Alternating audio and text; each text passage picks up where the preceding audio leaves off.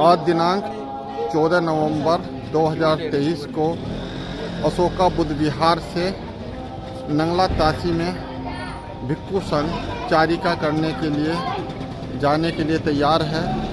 और भिक्षु संघ अभी अशोका बुद्ध विहार नंगला तासी से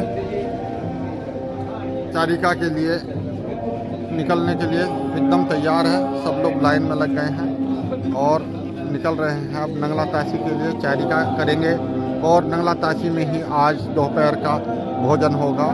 हमारे लिए बड़े हर्ष की बात है कि नंगला तासी से लोग आए हैं लेने के लिए और भव्य स्वागत की वहाँ तैयारी है।